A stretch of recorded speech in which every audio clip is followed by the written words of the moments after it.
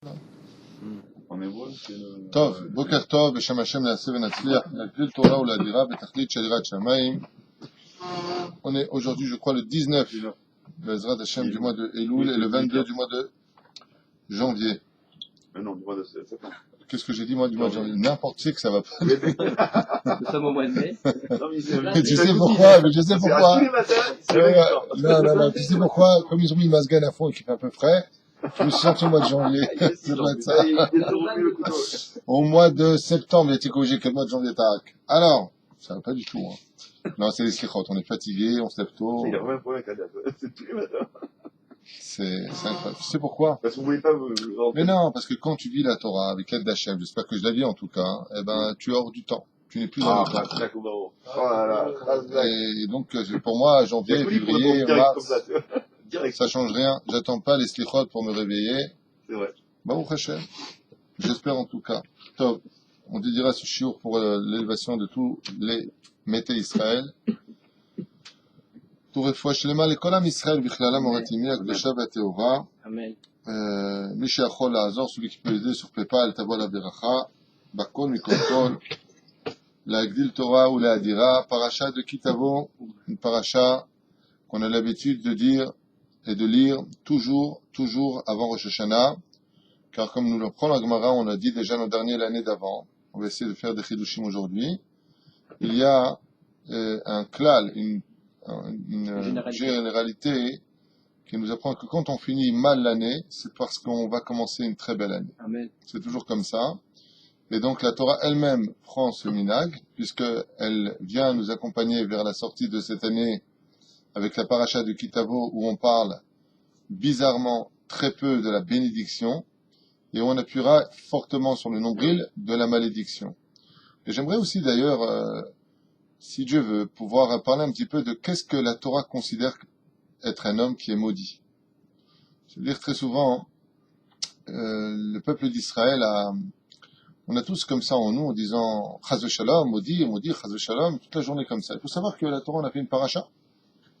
Il y a dans le judaïsme des gens qui sont très gentils, des bons petits feuilles et tout ce que tu veux, mais dans le ciel, on ne les voit pas tout à fait de la même façon.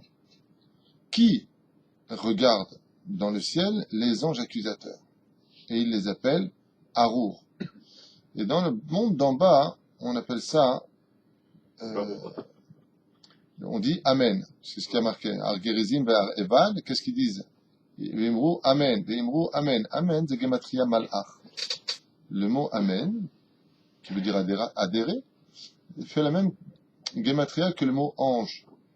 C'est-à-dire que les anges accusateurs, Dieu lui-même ne maudit pas sa création. Il sait qui nous sommes, il nous a créés, il a créé en nous les forces du bien, les forces du mal, le choix. On est humain, on a le droit de tomber, on a le droit de se relever. Il faut surtout d'ailleurs se relever, on a le droit de se tromper. On est humain. Mais les anges accusateurs, depuis le début, à part Elion Aviz Aproletov, étaient contre la fabrication et la concrétisation de l'être humain. Donc eux, ils considèrent que celui qui désobéit à Dieu est un homme maudit. Tout simplement. La reine, avant de finir cette paracha, j'aimerais, Bezrat Hashem, exceptionnellement m'arrêter sur quelques versets de certaines choses que nous pourrions faire qui seraient considérées comme étant être maudits. Souvent, on a l'impression, tu sais, que la malédiction, le maudit, c'est celui qui est... Voilà, il y a une connotation comme ça, que maudit par un gitan, maudit... Dans la Torah, c'est pas ça être maudit. Dans la Torah, être maudit, c'est celui qui s'éloigne de la Torah. Un homme qui ne fait pas Shabbat, dans le judaïsme, c'est un homme maudit. Ben oui. Tu sais. Et d'ailleurs, c'est ce que souvent on a expliqué pour ce qui concerne que les Rechaim sont inscrits dans le livre de la mort instantanément, les Rechaim Gumurim. Ceux qui sont rachats, à un très haut degré, on dit d'eux qu'ils sont inscrits dans le livre de la mort. Je m'excuse pour la qualité de l'image de ce cours. Je vois ici, c'est pas top. C'est une nouvelle caméra, mais on va la changer demain. C'est pas ce qu'il fallait prendre. Donc je m'excuse pour la qualité de cette image. En tout cas, j'espère que le son il marche. Et donc voilà, Mina Shamaim, on va étudier un petit peu ces situations qui nous endorment. On croit qu'on est Besséder, et même si le peuple d'Israël est béni, c'est un peu comme la Brit Mila, c'est un peu comme le judaïsme, il faut être capable de garder ça. Le challenge de la vie d'un juif sur terre, c'est comme pour le mariage, et c'est comme pour la terre d'Eretz Israël, c'est comme pour tout le reste, c'est comme pour notre société. Le but, c'est pas de créer, c'est pas de se marier avec, c'est pas d'avoir fait sa alia. Le but, c'est de le rester. On est tous bénis quand on vient au monde. Et le problème, c'est est-ce qu'on sera capable de garder cette bénédiction sur nous? Et dans le pire des cas, est-ce qu'on serait, chas v'shalom, apte à être maudit aussi par de mauvaises actions?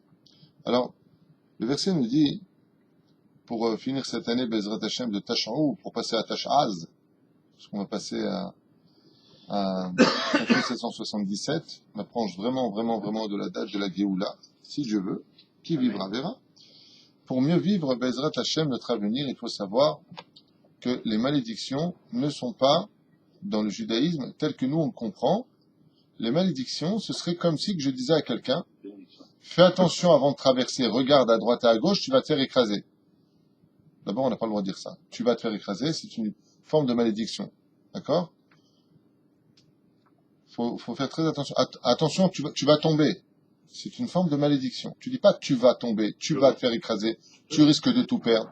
Ne parle jamais comme ça. Pourquoi? Parce que c'est une connotation qui est péjorative. Tu vas. Donc, je vais créer une énergie qui peut te donner réellement un coup bas, un coup dur. Ce serait pris comme une espèce de malédiction.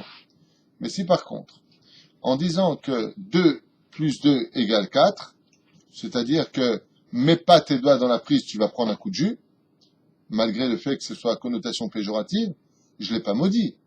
Mais je le tiens au courant, sans faire de jeu de mots, de ce qu'il risque de recevoir. Je le tiens au courant, j'ai dit les mains dans la prise, normalement, on va lui faire un sourire, mais c'est pas grave. Sur mes sons, ils ont bloqué comme ça, pose à l'image. Az la reine, le fait de dire que si par exemple, le mec il veut sauter de 4 mètres ou 6 mètres sur le sol ferme, on va dire, mais tu vas te casser les jambes, fais pas un truc pareil, ne saute pas, prends une échelle. Et l'autre, c'est tu me maudis. Non, je te maudis pas, je te tiens au courant que action un tel donnera résultat un tel, à moins que tu sois un homme qui vole dans les airs.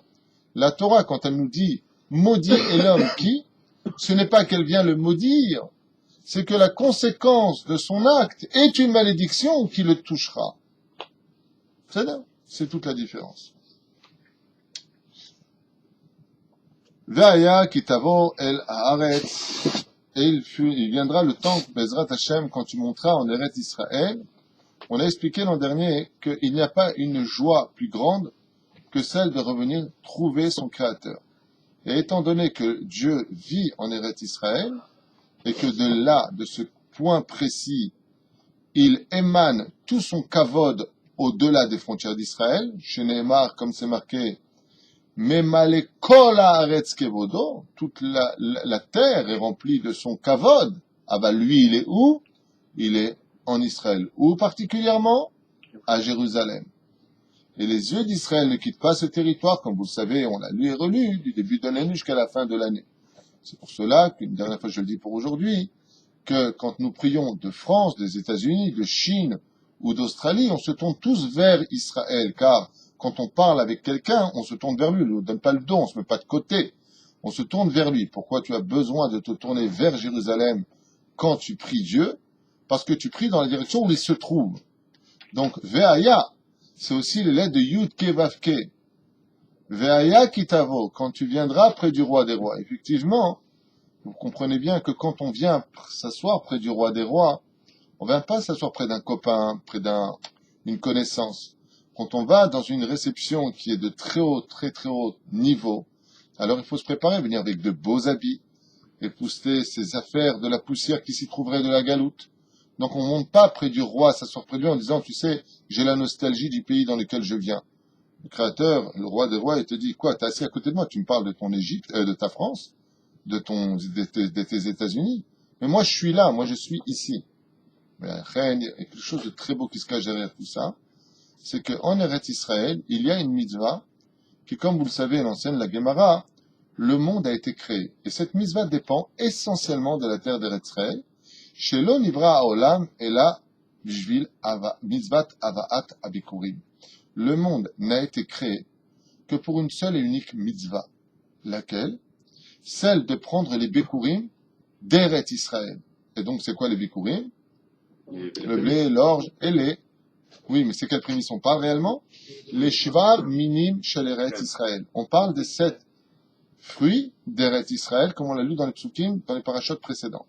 Donc on parle d'apporter ça à Dieu. Et en quoi ça, Bémet, ce serait le but de la création du monde? Étant donné que Dieu a tout créé, tout donné à l'homme, il va nous donner l'opportunité de nous faire croire que nous aussi on peut donner à Dieu. Et les Chachamim nous disent que le degré de joie le plus intense que Dieu ait créé dans les joies qui existent, que ce soit l'union entre un homme et une femme, la naissance d'un enfant, le gagner le loto ou Bezrat Hashem toujours avoir une bonne santé, se sentir bien et heureux de vivre. Il y a quelque chose de plus grand que tout cela, c'est quand tu as l'impression, en tout cas c'est une volonté divine, que Dieu te laisse croire que tu peux toi apporter quelque chose à Hashem.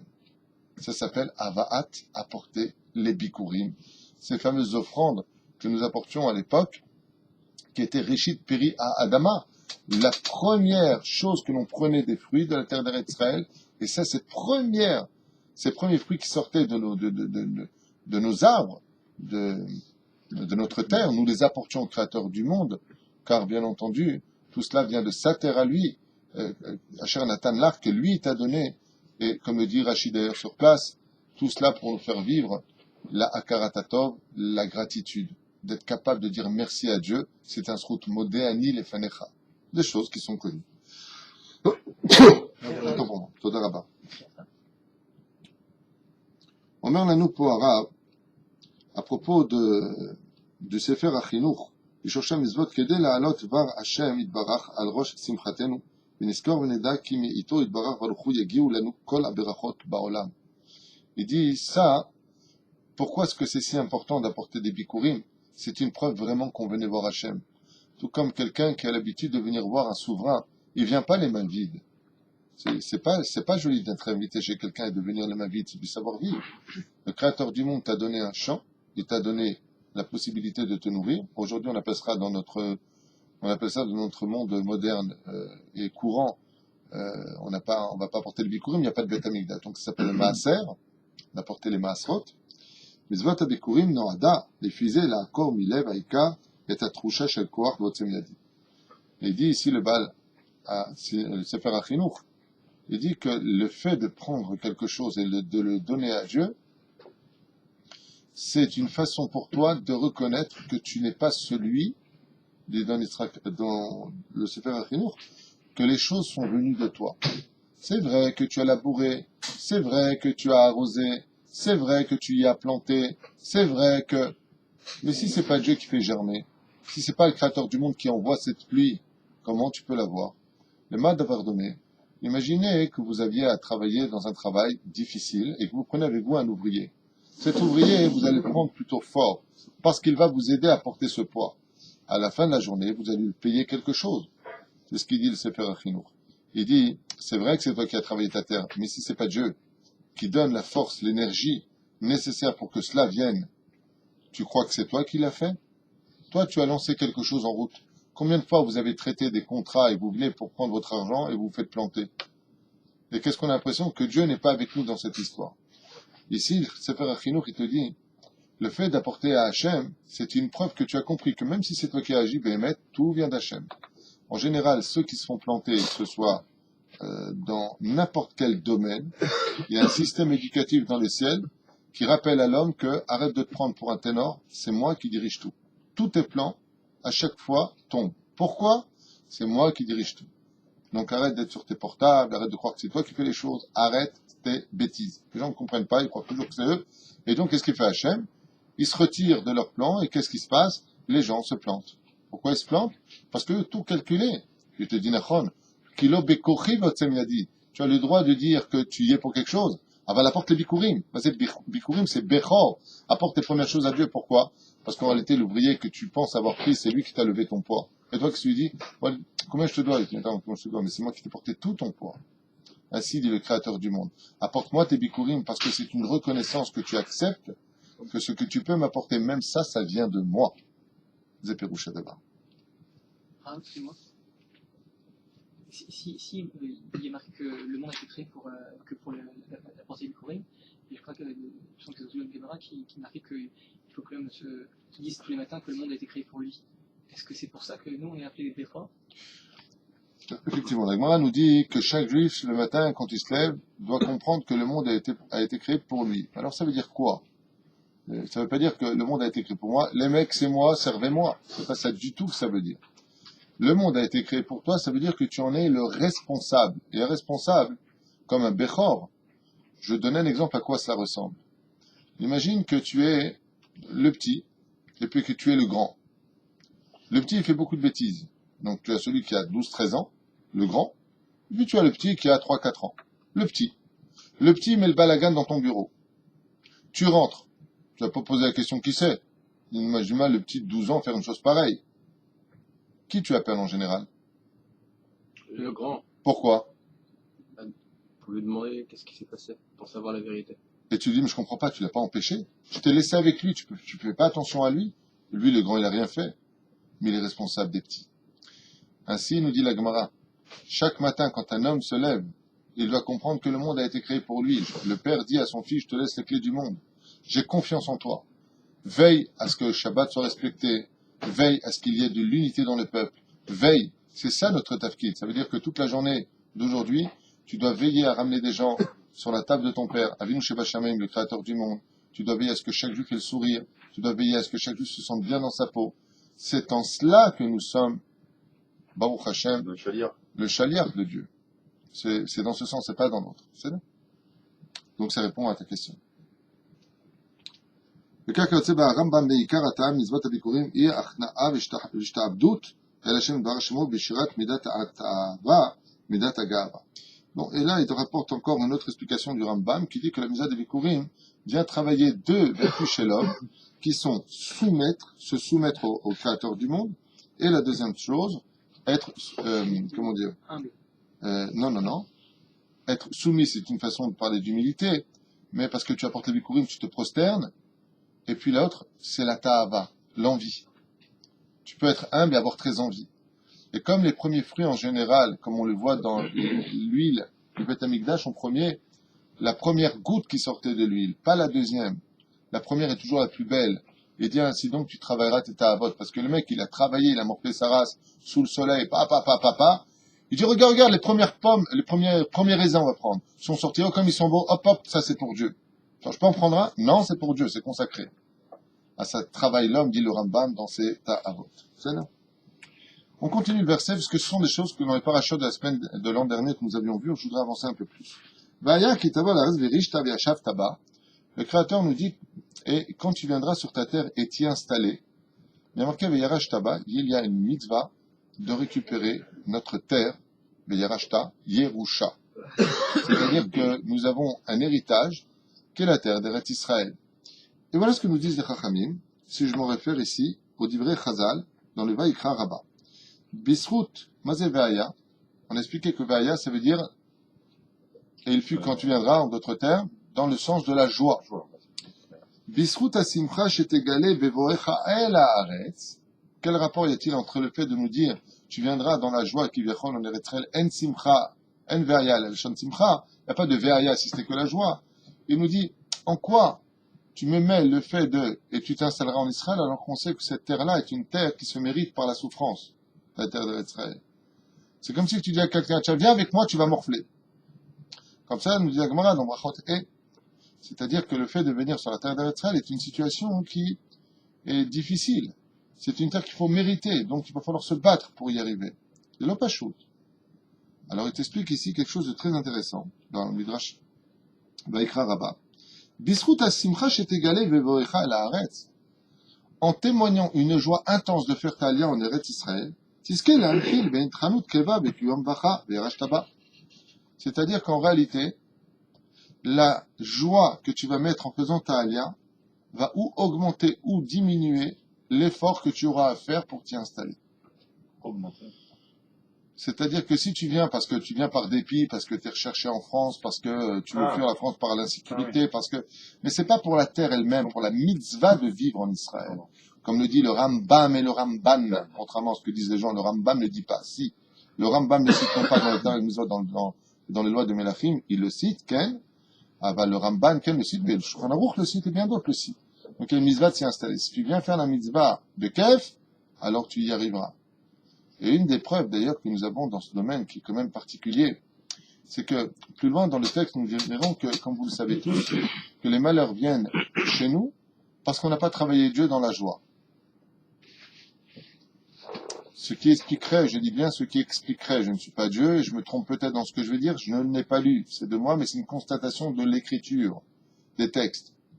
Pourquoi est-ce que c'est si difficile pour nous de s'installer en Eretz Israël?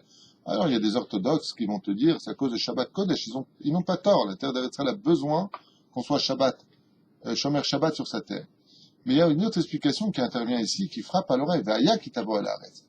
Est-ce que nous sommes heureux de vivre en Israël? Et c'est vrai que souvent, en tout cas à l'époque, c'était comme ça, quand un Américain faisait Salia, ou un Français faisait Salia, ou un Belge, ou un Canadien faisait Salia, tu avais les indigènes, ceux qui ont construit ce pays, les Israéliens qui te disaient tous la même chose, mais t'es fou de venir ici. Mais t'as ton visa, mais reste là-bas. Et ça vient démontrer qu'un begam, c'est-à-dire une espèce de défaut au niveau de la pensée. Ve'aya ki tavo el haaretz, le Midrash nous dit que la joie que tu auras de vivre sur ta terre, sur la terre d'Eretz Israël, te facilitera ta yeshiva, c'est-à-dire ton yeshuv, le fait de s'y installer.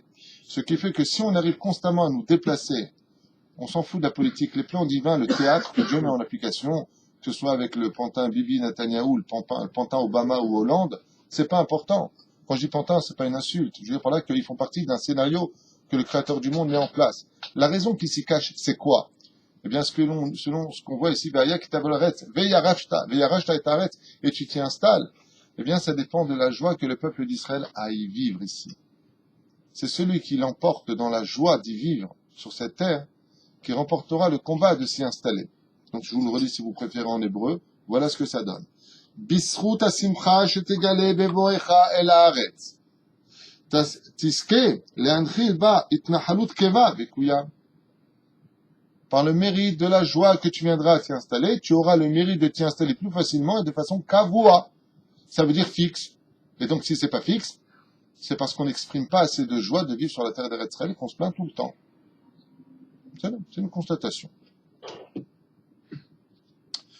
Rabbi Chaim Ben Attar, à Shalom, nous dit comme ça, le Roi Chaim Akadosh. Meir al-Lashon HaKatuv b'Tchilat Parasha, en simcha mle'a le'Israël, ela b'Yeshivat Eretz Israël. Il n'y a pas de joie intense, dit le Chaim Akadosh, si ce n'est que vraiment de vivre. Bon, on avait déjà fait ces cours. ולכן פותרת כאן פרשה בלשון והיה, שהיא כידוע לשון שמחה וכבר ומפורש מזמור קכ"ו. Là-bas est marqué dans le Mizmor 126, שנשפך תהילים בשוב השם את שיבת ציון, אז ימלא שיחות פינו ולשוננו רינה. Il nous dit comme ça, le roi Chaim Akadosh, que az yemale sichot pinu, alors nous aurons enfin de la joie sur le visage, ne viendra que quand tu auras marqué d'abord avant, Beshuv Adonai et Shivat Sion, quand le Créateur du monde reviendra avec ses enfants sur la terre d'Eretz Israël. Si les goïms, les nations du monde connaissaient le vrai secret d'Eretz Israël, ils raccompagneraient tous sur un tapis rouge les enfants d'Israël vers Eretz Israël, car le jour où on sera tous ici, qu'on fera Teshuvah, il y aura un tel dévoilement de Dieu dans le monde que même les non-juifs profiteront d'une joie comme ils ne l'ont encore jamais connue dans l'histoire. Il faut savoir que quand on parle de la Géoula finale, du Melech HaMashiach, on ne parle pas simplement de la libération ou de la rédemption, je peux appeler ça comme vous voulez, j'aime pas le français dans ces mots-là, ça fait un peu crétin, mais on parle d'un bien-être non pas national, mais international.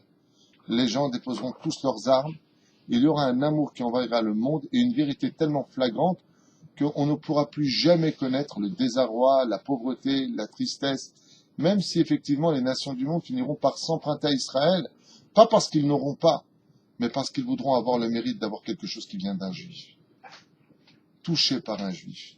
Et c'est ce que nous dit le Shulchan Aruch, les Atid Lavo, à la fin des temps, quand les nations du monde seront ce qu'est un juif, ils se prosterneront. Qui vivra verra, pour l'instant ça fait très utopique. Exactement, marqué là-bas que les goïms embrasseront les tzitzit des juifs. Comment est-ce tu prends un arabe, il va t'embrasser le tzitzit, il va te couper la gorge, oui, qu'est-ce qu'il veut chez toi, lui? Il va t'embrasser les tzitzit, il dit non.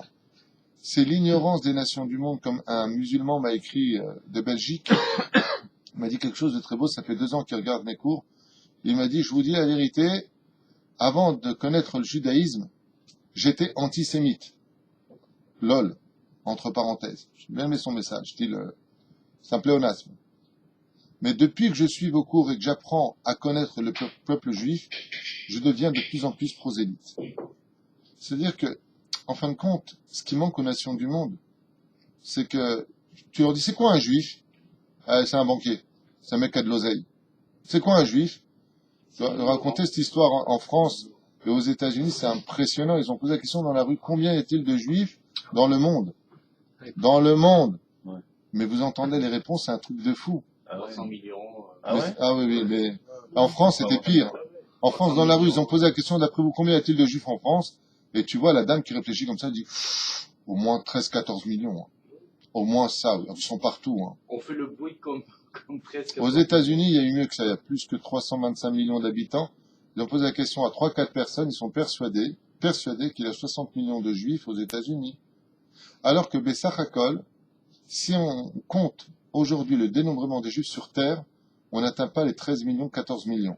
Si on retire les assimilés et ceux qui sont avec des goyotes qui ont engendré des non-juifs, on arrive peut-être à 9 millions mamages de juifs sur Terre. 9 millions sur 7 milliards et demi d'individus. Et ça, on n'est pas compris, on n'est pas connu, et pourtant on a l'impression d'en avoir partout.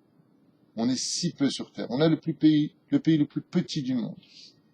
On a un des pays, je parle en tant que pays, je parle pas d'une principauté ou Bruxelles ou toutes sortes de lieux comme ça qui sont considérés comme des petits États. Je parle de pays.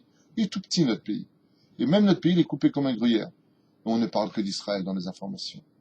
0,01% de tout le Moyen-Orient. Israël, la superficie d'Israël, c'est 0,01%. Alors, il nous dit ici que toute la superficie des restes d'Israël, c'est 0,01% de tout le Moyen-Orient. Pour vous dire combien nous représentons absolument qu'un fil dans l'histoire, et pourtant tout le monde veut marcher sur ce fil. Les religions prétendent ce fil. Les nations du monde veulent s'installer comme une base militaire sur ce fil. Ce n'est pas rien comme histoire. Avant les États-Unis qui se servent d'Israël comme une base militaire pour le Proche-Orient, c'était les Russes, je vous le rappelle. Après, ils sont partis du côté de la Syrie, ils nous ont laissé tomber parce qu'ils avaient plus besoin de nous comme un vestiaire, alors ce sont les Américains qui se servent de nous. Il viendra un jour où Be'ezrat Hashem, la reconnaissance du peuple sera si grandiose que, comme on l'a lu d'ailleurs dans les parachutes qui ont précédé, combien il est grand et intelligent, rempli de sagesse, ce peuple-là. C'est ce que diront les nations du monde quand Israël aura lui-même d'abord et avant tout compris combien il est si exceptionnel, notre peuple. Malheureusement, nous on ne dit pas comme ça. On se voit comme étant toujours moins que rien, et des fois de l'orgueil m'a placé dans certaines situations.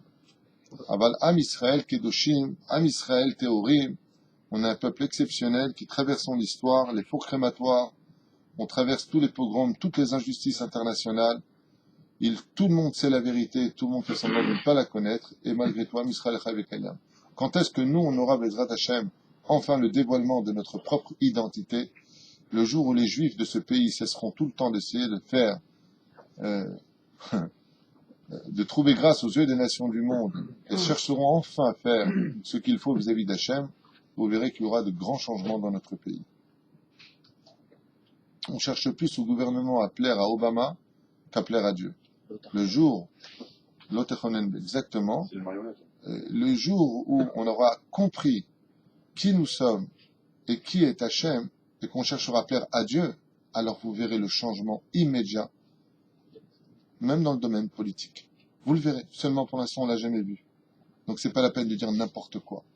Quand ça aura été fait, alors tu diras n'importe quoi. Mais quand c'est pas encore fait, tu peux pas dire.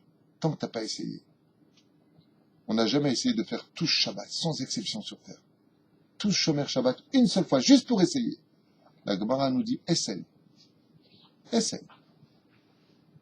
Non, on restera toujours dans le même niveau de bêtise. On vote la droite, on vote la gauche. On vote la gauche, on vote la droite. Et on voit que ça n'a fait que des dégradations spirituelles, mentales et morales. On est tout le temps en guerre, tout le temps en achatz. Lama. Essayons la teshuva. À la veille de Rosh Hashanah. Essayons. On verra ce que ça donne. Vaya kitabo à la arrête. On a vaya kitabo ou à la arrête. On aurait dû dire normalement, et voici quand tu viendras. Alors ça répond un peu à ta question. Qu'est-ce qu'on aurait dû dire normalement? Vaya kitabo ou? Quelle différence entre kitabo et kitabo ou? Chacun Chacun, oui. C'est individuel. Kitabo ou c'est à l'échelle nationale. quand vous viendrez. Et ici, c'est marqué quand tu viendras. Donc, c'est à l'échelle individuelle. Lama. Omrim lanu rabotenu alehem hashalom. Ils disent comme ça. Ve'aya kitavo bilshon yachid. On parle ici à l'échelle individuelle. Lama. Bekar ba'a Torah gdosha. Car la Torah a voulu nous enseigner chez mitzvah aliyah l'Eretz Israël que la mitzvah de monter sur la terre d'Eretz Israël ve'itnahalut et de s'y installer à l'admata sur cette terre-là, c'est la terre de Dieu. Chovat gever i. Chovat gever, c'est une mitzvah qui correspond à l'individualité. Tu n'attends pas ni ton rav, ni la famille, ni af echad. Ata ole l'Eretz mitzvah gever, lo gvarim. Il n'y a pas marqué qui t'avo où. Bien entendu que tu montes en famille. Ah ben seulement la Gemara, dans Masechet Ketubot, Bedaf Kuf Yud, nous dit que l'alliance en Eretz Israël est si grave de ne pas être faite que même dans l'histoire des couples, ça pose un problème. Bien entendu, ce que je veux dire maintenant, c'est pas la halakha, et que personne ne se serve de ça pour monter en Israël en abandonnant sa femme ou la femme son mari. Faites attention à ce que je vais dire. Je parle de Gemara. La Gemara, c'est pas la halakha. Et c'est encore moins ce que les sages nous enseignent. Il faut prendre un rav, lui expliquer la situation, et le rav va juger selon la situation du couple. Et chaque médicament peut être bien pour l'autre, mais allergique pour l'autre. Donc faites attention. Enfin, ceci étant, la Gemara nous dit que si un homme veut faire salut avec sa femme ne veut pas, elle perd le guet. Ça veut dire qu'il lui donne le guet et il perd rien et il s'en va. Et si c'est la femme qui veut partir, le Bédine oblige l'homme à donner le guet et de lui verser totalement la somme du guet. Il y a une Mishnah là-dessus. Ça, ou d'accord, je parle de la Mishnah, de Masechet Kuf Yud, Amoud Aleph et Amoud Bet, tu le verras. D'accord? Alors, la reine, pour vous dire à quel point, ça veut dire que le Shalom Bayit est d'une importance capitale, puisque Dieu demande qu'on efface son nom pour le Shalom Bayit. Mais si un homme veut quitter Eretz Israël, il aurait le droit de quitter sa femme sans lui donner le guet, sans lui donner l'argent du guet. C'est un truc de fou. Pour vous dire. Alors pourquoi je vous en parle si c'est pas à mettre en pratique? Bah, pour vous dire à quel point la mitzvah d'Eretz Israël est importante pour Dieu. C'est-à-dire que Dieu, il dit, monte à Israël pour que tu te sépares, à la limite. Avant le mieux, c'est qu'un homme monte avec sa femme, la terre d'Eretz Israël donne de la joie. Mais il faut surtout monter en famille en Eretz Israël, pas à droite, à gauche, Chas v'Shalom. C'est juste pour comprendre l'idée de l'importance de Yeshuv Eretz Israël. Et c'est ce qu'il dit ici. Mitzvah aliyah l'Eretz Israël, ve'itnahalut al admata, chovat gever. Maintenant, il donne une autre explication. Il dit chovat agouf. המוטל כל אדם מישראל וכל המקדים לקיים בגופו מצווה זו, הרי זה משובח. C'est une mitzvah qui appartient non seulement à l'âme, mais aussi au corps.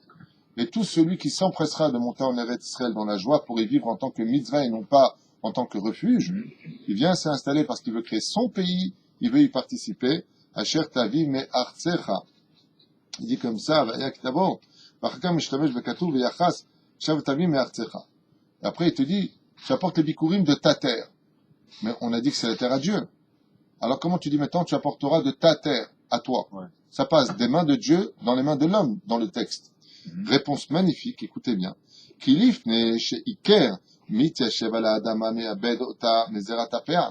C'est-à-dire qu'à partir du moment où l'homme vient en Eretz Israël, cette terre appartient à Dieu. Mais quand il a commencé à suer, à labourer cette terre, à construire ce pays, alors Dieu il te dit maintenant ça devient ta terre. Maintenant que tu as travaillé cette terre, tu as le droit d'avoir ton appartement, tu as le droit d'avoir ton bout de jardin, tu as le droit de dire ici c'est chez moi. Comment ça se traduit pour nous qui ne sommes pas vecteurs? L'homme est chané, c'est pour ça que j'ai parlé de jardin, je parlais de maison, j'ai changé les choses dans le sens Voilà. de s'y installer, Très bon. d'acheter son appartement par exemple. Ouais. Qui enze elastam eret ulam harash vezaraba, celui qui a souffert pour cette terre, celui qui a créé ce pays, celui qui participe à la concrétisation de chaque morceau de terre, comme les Yeshuvim où s'y installent, ils font des beaux jardins. Alors il dit, celui qui a sué pour créer ce pays, qu'il sache qu'il a un droit légitime sur cette terre. Et Hachem, il te dit à ce moment-là, tu sais quoi maintenant? C'est ta terre. Apporte-moi de ta terre des bikurim. Apporte-moi de ton lieu à toi, des bikurim. Pourquoi des bikurim? Parce que les fruits que nous avons dans la Torah ont bien été travaillés sur la terre d'Eretz Israël, chose que les nations du monde sont incapables de faire. Si chas v'shalom, lo alenu velo alechem, j'étais comme ça juste en image, je prenais le peuple d'Israël, j'enlevais, je mettrais les ottomanim, ils n'arriveraient jamais à labourer cette terre. Ce que je dis, c'est l'effet historique. Tu peux mettre n'importe quelle nation, la terre d'Eretz Israël met sa ceinture de chasteté. Elle ne se donne pas à un étranger, elle ne se donne qu'au peuple juif. C'est pour ça que quand on est venu en Israël, je rappelle au niveau fait historique, hein, bien sûr, que Eretz Israël, avant que les Juifs n'y reviennent, n'était habité que de nomades. Pourquoi on appelle ça des nomades? Parce que c'était des gens, Israël servait de couloir pour passer de Mésopotamie en Égypte. C'était un couloir, et c'est pour ça qu'on n'a jamais ici déraciné un drapeau d'une nation quelconque. Il y a eu effectivement en 1100 à peu près Godefroy de Bouillon qui a essayé de planter la croix de cette époque envoyée par Richard Cœur de Lion. Il y a aussi les Ottomanimes qui ont essayé de coloniser, puis aussi les Anglais qui ont essayé de coloniser Eretz Israël. Mais jamais personne n'a pu y rester sur cette terre, car cette terre reste fidèle au peuple juif. Nous sommes à peine arrivés. Hier, j'ai été voir quelques appartements. Tu dis c'est pas possible, ça date de 70 ans ici, c'est pas possible. Quand tu vois ce pays, comment il a été construit, quand tu vois ce qui se passe, en 70 ans, le jour où on a été en 1948, tu dis, là, quand tu vois les routes d'Eretz Israël, alors que tu vois des pays qui ont 2000 ans d'histoire, tu dis mais c'est pas normal. C'est pas que c'est pas normal. C'est comme un couple, quand ils font à manger, l'homme il se met dans la cuisine et t'as la femme qui vient et qui dit je veux t'aider chérie. Dans le cas où ce serait la terre d'Eretz et le mari, ou le contraire, c'est la femme qui fait à manger, le mari dit viens je vais t'aider, je vais t'éplucher les oignons, je vais t'éplucher les carottes, il va l'aider à le faire. Ils sont les deux à travailler. Quand on vient construire le pays d'Israël, ne croyez pas qu'on est les seuls bâtisseurs. La terre bâtit avec nous. Il y a une espèce d'union comme un homme et une femme, comme je vous l'ai déjà enseigné à l'Alpi Kabbalah. Si l'Égypte est la mère du peuple juif parce que nous en sommes sortis, alors n'oublions pas que la terre d'Eretz Israël n'est autre que la fiancée de notre peuple. Et c'est pour ça qu'il faut avoir une fidélité vis-à-vis de cette terre. Et cette fidélité s'appelle Mitzvat Bikurim, Mitzvat Shabbat, Mitzvat Yom Tov. Il faut rester fidèle. Les Bikurim, aujourd'hui, vu qu'il y a plus ça. Aujourd'hui, les Bikurim, c'est le Maaser qu'on amène dans les Bate Midrashot. C'est pas l'étude de la Torah, quoi. Moi, je pense que c'est un remède à l'étude de la Torah. Alors, bien entendu, il y a marqué Unshalema Farim Sefaten, ou ce serait aussi l'étude de la Torah, si bien entendu, on le lisait. C'est comme si qu'on l'avait fait. Ah ben, celui qui veut apporter quelque chose à Dieu aujourd'hui, il apporte ça vers ceux qui étudient la Torah. Be'ezrat Hashem. J'avance un petit peu, parce que je voudrais en venir au sujet principal. Besamarta Bechol Atov, et Akadosh Baruch Hu nous demande Besamarta Bechol Atov. Alors regarde, Mina Shamaim, ce que dit ici le tzaddik Rabbi Moshe Leb Messassov, qui n'était pas de Tunis, c'est sûr. Il dit comme ça que Besamarta Bechol Atov, et tu seras heureux de tout ce bonheur que je te donne, tout ce bien. Tov, c'est bien. Qu'est-ce qui est Tov dans la Torah? Quand on dit le mot Tov, à quoi on fait toujours allusion? À la Torah, chez Nehemar, qu'il est Kartov natati lachem, Torati al ta'azov.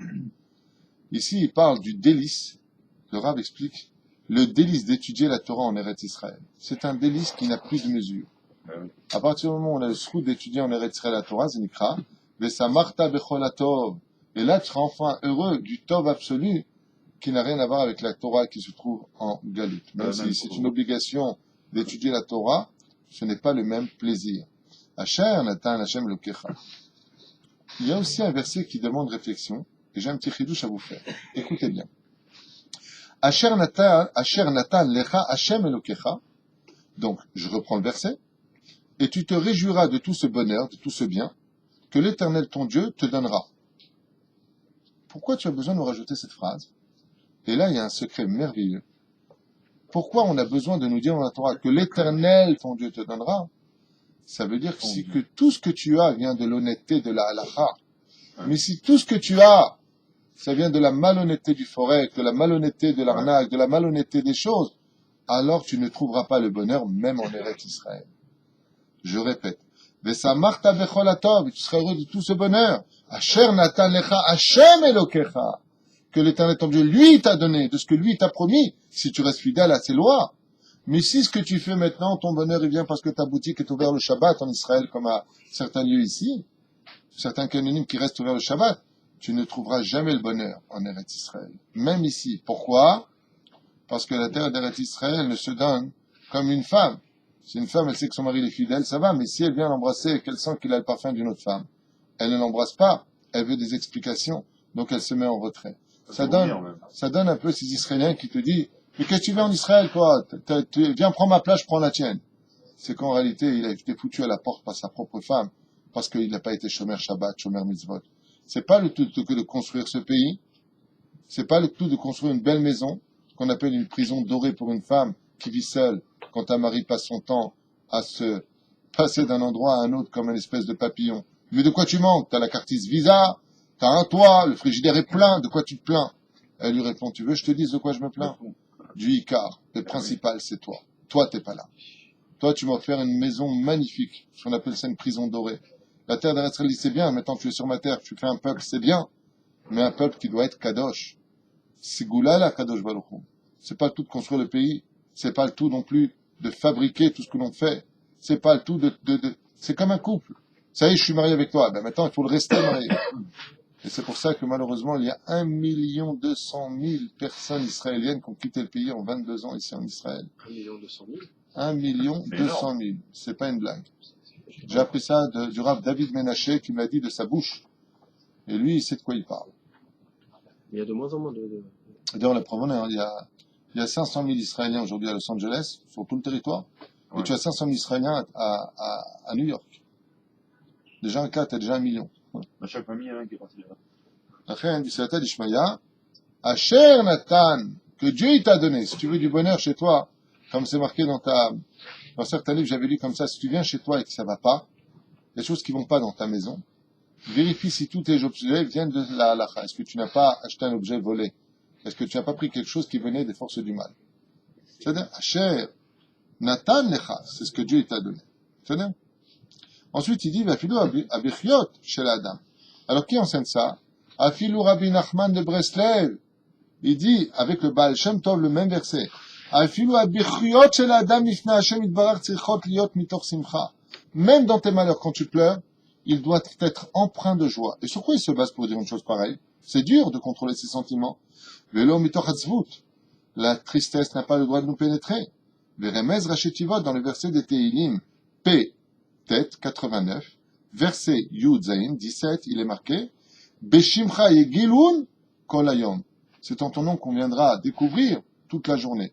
Si vous regardez bien, Beshimcha bet yegilun Yud kol kaf hayom et bochia. Même quand tu pleures, vois le bien qui se trouve dans le malheur. Il y a une autre explication qui est donnée par le Maguid de Douvna, que j'ai entendu de la bouche du Rav Boaz Shalom, Shlita. Hein? Je peux vous demander qui c'est. Qui? Le Maguid de Douvna. C'était un des élèves du Baal Shem Tov, si je me souviens bien. C'est un très très très grand sage qui avait une force des machalim assez exceptionnelle. Et lui, il dit, Mazé, quand on te dit, ça Martha Becholatov, et tu seras heureux de tout le bonheur que Dieu te donne, ça veut dire que si tu en veux plus, d'abord, arrête de te plaindre, vois ce que Dieu te donne, alors Dieu te rajoutera. Et le malheur, à cause de quoi il vient? Parce que tu n'as pas été capable de sourire en servant Dieu. C'est pas qu'on te dit que tu sers pas Dieu, j'avais expliqué l'an dernier ça. Ici, on parle des pratiquants. On parle pas des non-religieux. On parle de ceux qui vont pratiquer, mais ils pratiquent pas dans la joie. Le Maguid de Douvna donne un machal magnifique, une métaphore extraordinaire, Lema Adavar Domé. À quoi cela ressemble? Il dit comme ça, un jour un homme, diamantaire, qui était très très riche, était arrivé en visite dans un autre pays pour y vendre ses diamants. Et étant donné que la collection était très importante chez lui, il avait pris 2 valises. Une valise dans laquelle il avait mis ses livres et ses affaires personnelles, donc ses costumes et ainsi de suite, qui était une grosse valise, et une petite valise, beaucoup plus compacte, dans laquelle là-bas étaient répertoriées toutes sortes de perles, de pierres précieuses différentes. Quand il est arrivé à l'aéroport, et qu'il a pris le taxi pour arriver chez les gens qui l'attendaient, un des serviteurs qui était sur place a voulu aider cet homme d'affaires. Il a voulu l'aider. Et donc, il lui a proposé de prendre sa valise. Alors, qu'est-ce qu'il a fait? Étant très très gêné, il lui a dit, alors écoutez, la grosse valise est très lourde, moi je la prends, et vous prenez la petite. Donc là où il y avait les diamants. Une fois arrivé dans la chambre d'hôtel, et que cette personne était attendue, le serviteur, en posant la valise sur l'établi dans la chambre, une espèce de table aménagée pour cela, se retourna et se mit un petit peu à grisser comme ça du visage, il était pas bien. Il dit, qu'est-ce qu'il y a? Il dit, mais elle est vachement lourde, votre valise. Qu'est-ce qu'il y a dedans? Des cailloux. Qu'est-ce qu'il y a dedans? Mais elle est vachement lourde. Le serviteur lui dit, mais j'ai vraiment très mal. Alors il lui a répondu, c'est pas des cailloux. C'était juste des diamants. Il lui dit, et vous n'avez pas mal? Quand vous l'avez levé de l'aéroport, l'avion, vous n'avez pas eu mal? Il lui a dit, quand on porte des diamants, on sent pas le poids des choses. Par contre, ma valise, elle, où il y a mes affaires personnelles, elle est vraiment très lourde. Moi, j'ai mal au dos. C'est ce qu'il dit le gars comment ça s'appelle, non? Le Maguid de Douvna. Il explique que il y a des gens qui ont 2 valises sur Terre. Quand il s'agit de leurs affaires personnelles, il y a dedans tous leurs costumes, il y a dedans leurs affaires vraiment intimes, personnelles, ceux qui ont l'habitude de trimballer avec eux. C'est jamais lourd pour eux. C'est très important, mais très inquiet. Où est-ce qu'elle est, cette mallette? Il dit, par contre, quand il s'agit des mitzvot, quand c'est des diamants qui sont dans la valise compacte, shaharit, mincha, arvit, yotiuditov, ça fait mal. On est fatigué. On est fatigué d'arriver pour mincha. On est fatigué de faire le birkat Amazon. On est fatigué. Attends là, sur birkat Amazon. Il dit, c'est à cause de ça que les malheurs arrivent. Il dit, c'est bizarre, quand il s'agit de tes affaires, d'aller au bureau, travailler comme un hamor toute la journée, de prendre la voiture, de monter à Jérusalem, rendez-vous à Tel Aviv, de taper les embouteillages, quand c'est pour de l'oseille, t'es toujours bien. Oh ouais, j'arrive. Oh ouais, t'inquiète pas. Je serai à l'heure. Mais quand il s'agit d'arriver à la synagogue, quand il s'agit de donner la tzedaka, quand il s'agit il te dit, le Maguid Medouvna, ne fais pas comme ces mécharettes qui dit, mais elle est vachement lourde. Qu'est-ce que lui il a vu? Il n'a pas vu les diamants, il a vu les cailloux. Et c'est pour ça que celui qui pratique pas la Torah dans la joie de vivre est considéré qu'il servirait non pas, il lèverait pas sur son dos le joug des diamants de Dieu, qui sont les mitzvot. Chaque mitzvot est un diamant aux yeux de l'Éternel. Mais il aurait l'impression de lever des cailloux. La reine, chacun de nous, d'Afka à la veille de Rosh Hashanah, nous devons tous faire une introspection vis-à-vis de ce travail personnel. Et comme je le dis souvent, il serait presque préférable de faire moins de mitzvot dans une énorme joie de vivre que d'en faire beaucoup à l'image des cailloux. La reine du Siyata d'Ishmaïa, la Teshuvah ne consiste pas simplement à arrêter les bêtises que la Torah nous a interdit de faire, mais surtout d'améliorer les mitzvot que nous avons déjà l'habitude de faire. Voilà, je referme cette parenthèse du Maguid de Douvna pour avancer. Alors, nous arrivons, Baruch Hashem, au Brachot. Et ensuite, malheureusement, nous arrivons au Klalot, Arour. Alors, je vais quitter les commentaires parce que c'est très beau mais long. On va adresser directement au texte de la Torah elle-même.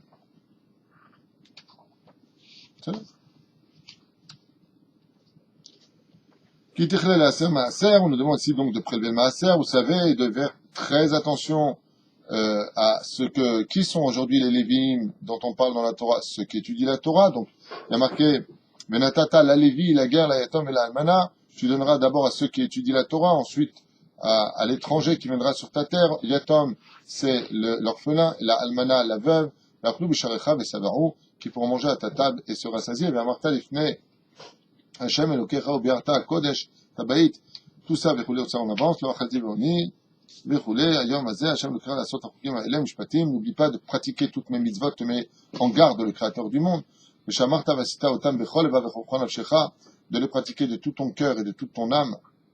Et Hashem, Emanta, Ayom, comme il dit, Emarta, Secha, Ayom, Yot, Lecha, Lelukim, Lelechet, Velecha, Vishmoch, Ukam, Mishlotam, une fois de plus, dans le texte de la Torah, le Créateur du monde nous met vraiment en garde sur l'accomplissement des mitzvot, ne croyant pas une seconde qu'Israël puisse se permettre de dire je fais pas les mitzvot, de toute façon il m'est rien arrivé aujourd'hui, car le Créateur du monde n'oublie rien. Hashem emircha ayom liyot lo le'am segula, car toi dans la pratique des mitzvot tu deviens un peuple de segula, c'est-à-dire de remède pour les nations du monde. C'est segula pour nous, non, mais parce que Dieu veut se faire connaître chez les nations du monde par le biais du peuple d'Israël. Kacher diberlar velishmor et kol mitzvotav, il finit encore, garde bien mes mitzvot, utitra elion al kol agoim, car, et écoutez bien ce que nous enseigne le Créateur du monde, puis tout, écoute bien ce qu'il dit ici, car Dieu lui-même parle. Je vous donne son texte. D'ailleurs, je fais une parenthèse, je suis obligé de m'arrêter. Quelqu'un m'a envoyé National Geographic, ça s'appelle Les mensonges de la Bible. Alors je regardais un petit peu ce qu'ils disent. Mais juste comme ça, s'il y en a un qui travaille chez National Geographic, avant de donner des émissions d'handicapés mentaux sur les mensonges de la Bible avec des professeurs, en plus israéliens pour certains, je vous en supplie, donnez-moi un coup de fil avant de déblatérer des choses qui tiennent ni à droite ni à gauche.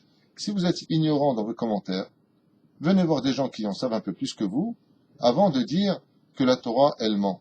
Alors, je vous donne 2 exemples pour vous dire à quel point ils sont d'une bêtise inouïe, mais c'est impressionnant. Combien la mauvaise foi est. La Torah se contredit. Noé a envoyé un corbeau. Noé, juste en face, a envoyé une colombe.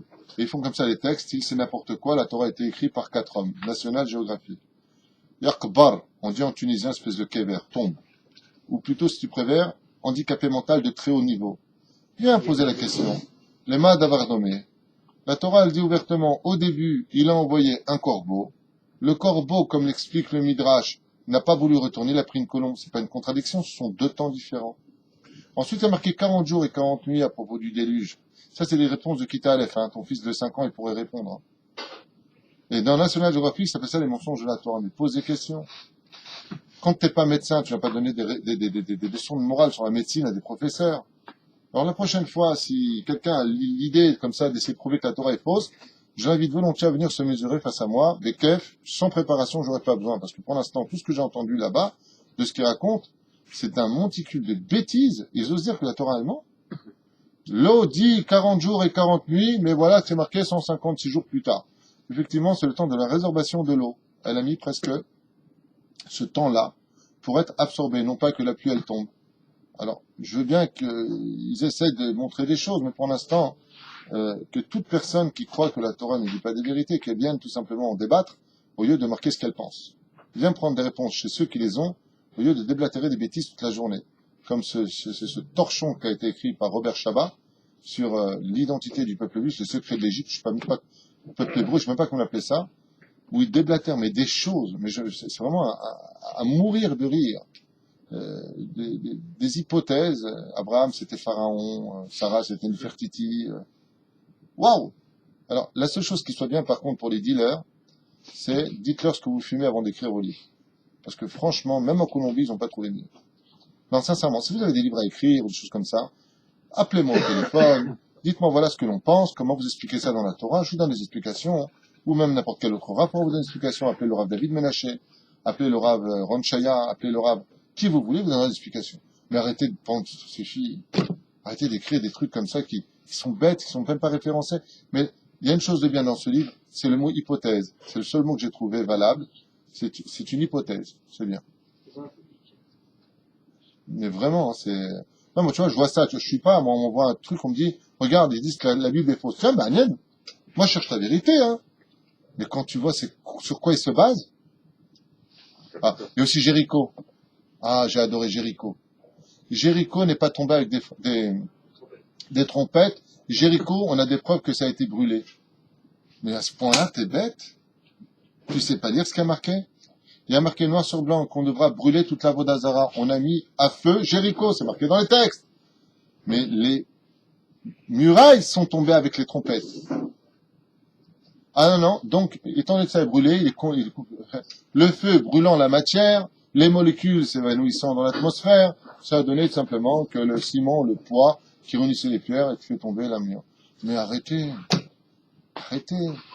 Faites ces émissions-là pour aveugles, sourds et malentendants. Ce serait bien. Mais sincèrement, c'est pas une blague. Celui qui a des preuves pour lui que notre Sainte Torah est fausse, avant de dire quoi que ce soit, viens voir mes enfants qui ont 12, 14, 15 ans, ils te donneront les explications sans émouna, sans foi, juste au niveau de l'étude des textes. Parce que si tu t'en réfères au texte, alors au moins sache bien l'étudier. Comme toute la chrétienté qui a basé l'histoire de Marie la Vierge sur un des textes d'Isaïe, où ils traduisent le mot jeune fille comme étant vierge. Alors que moi-même j'ai regardé dans tous les sens du terme, ce nom-là ne veut absolument pas dire vierge, mais tout simplement jeune femme. Voilà, une jeune femme. Alors, ils traduisent, ils comprennent rien à ce qu'ils écrivent, ils en font des religions, ils s'inventent des trucs. C'est vachement sympa, mais juste, venez voir le peuple qui sait, le peuple juif connaît l'hébreu, c'est notre langue, la Torah nous a été donnée à nous, on est né dedans. Donc venez nous voir, Bezrat Hashem, au lieu de déblatérer constamment, ouais, la Torah c'est marqué comme ça, donc si c'est comme ça, comment ça se fait que c'est comme ça, alors je jette tout. Non, non, jette rien. Prends le téléphone, Habibi, pose des questions, tu raccroches heureux. Hachem Gadol, Bezrat Hachem, Shetizke Larzor, Bichouva, Hazak ou Baruch. J'ai pas fini. Si, quoi qu'il est déjà 9h05, on arrête maintenant. Ben, je voulais faire quelque chose. Demain, Blinéder, on s'assera un peu sur le domaine des malédictions. Blinéder, je dis bien Blinéder. Alors je vous en fais quand même 2-3 parce que j'ai pas dit Blinéder. Allez, t'as raison. Allez. En ce jour-là, le Moshe Rabbeinu ordonna au peuple. Ah ouais, parce que j'ai oublié de vous dire dans la salle géographique. C'est 4 écrivains qui ont écrit la Torah. Ouais, c'est plus. C'est des romanciers. Des romanciers, ouais. Parce qu'il y a 4. C'est des romanciers qui ont écrit que tout poisson qui a des écailles a automatiquement des nageoires. Les mecs, c'était tous des Gilgulim du commandant Cousteau, tu vois. Il y a 2500 ans. Ouais, ça a été écrit en plusieurs années différentes. En 1500 ans. Ils ont écrit Rachi et tout, ils sont forts. C'est Ils avaient le pouvoir à connaître. pas Kadash, c'est pas nouveau, non. Non, mais moi, je veux bien, mais moi, je suis pas inquiet pour moi, David. Moi, je suis inquiet pour des gens qui regardent ce genre d'émission, qui croient en peine à la Torah. Mais t'as pas compris. Moi, à qui je m'adresse en parlant de ça? Je m'adresse à des petits frères tout juifs qui sont sympathiques, qui connaissent rien, qui regardent ce genre d'émission, ou qui vont lire le torchon de Roger Chabat, là, sur l'identité du peuple juif, et qui vont, j'en connais. J'ai une personne qui un jour m'a dit, mais le peuple juif, c'est une invention. J'ai dit, ah bon, sur quoi vous basez? Ben, t'as pas lu le livre? Je vais faire un débat, puis on en reparle. L'ignorance finit par tuer, ne l'oubliez pas. La Torah nous a été donnée pour qu'on soit des Talmidei Chachamim. L'intelligence de l'homme, c'est de s'instruire.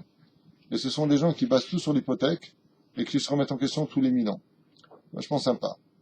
Et là, il y a Amdou, les Barecheta Amal Argerizim Bavrechen. Et voilà ce qu'il nous dit. Donc les tribus sont placées à droite et à gauche, 6 à droite et à gauche, les Lévim au centre, Masecha Toeba. Et il nous dit comme ça.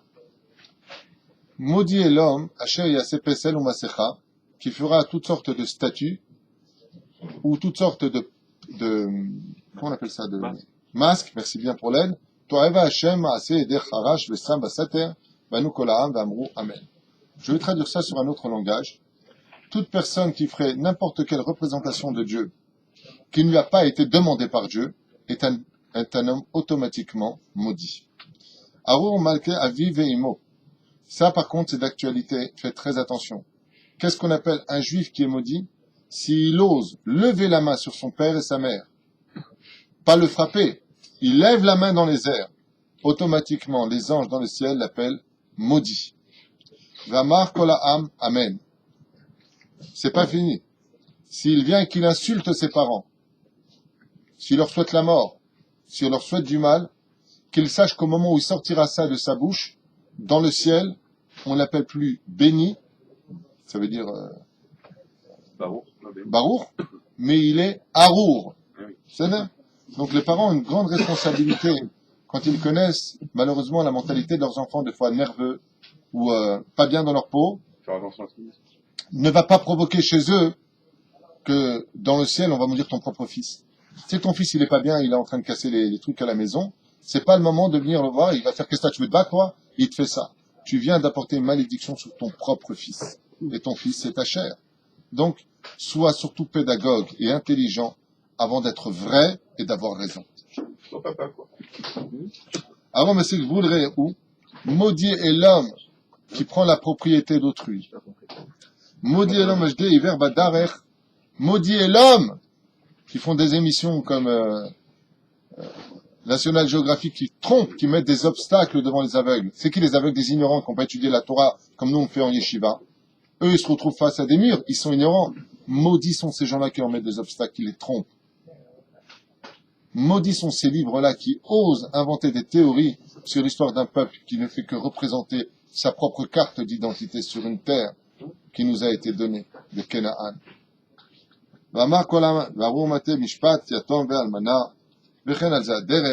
J'ai rempli mon rôle de ce que je vais vous dire. Et Baruch Hashem, on a une belle Torah, une fois de plus, je finis avec cela. Quand une personne ne sait pas comment vivre sa Torah dans le judaïsme, dans la joie et l'accomplissement des choses, alors qu'il sache que Dieu le regarde à ce moment-là, qu'il sache qu'il aura un salaire qui est incommensurable, Et si vraiment il veut en acquérir de la joie, alors qu'il aille étudier qu'est-ce que représente cette mitzvah, non pas pour mettre Dieu en doute que cette mitzvah a de la valeur ou pas, mais quand tu expliques, quand tu comprends pourquoi tu mets les tefilines, quand tu as fait le cours sur les secrets de la tzedaka, magnifique shiur, quand tu sais ce qui se passe quand tu donnes de la tzedaka, alors la connaissance t'apporte la joie d'accomplir les choses. Et Rabbi Nachman, il dit, il y a un autre chemin qui lui, par contre, encore plus rapide. C'est ce que lui a fait pour y accéder. Chaque fois qu'il venait faire une mitzvah, il suppliait avec des larmes et des jeûnes le Créateur du monde de lui faire ressentir cette joie intense de ce qu'est servir le Créateur du monde. C'est quoi lever, non pas les cailloux, mais les diamants du roi des rois? Quel srout un homme pourrait-il ressentir de savoir que dans ses mains, il a tenu des milliards et des milliards d'objets dont la valeur est inestimable? Ça, c'est ce qui donne de la joie. Mais si tu ne sais pas ce que tu portes, la connaissance de la Torah apporte la joie de l'accomplissement. Rabbi Nachman, il te dit, va demander à Dieu de te donner ce sentiment, et tu verras que si tu insistes, il finira par te le donner. Kol Tov.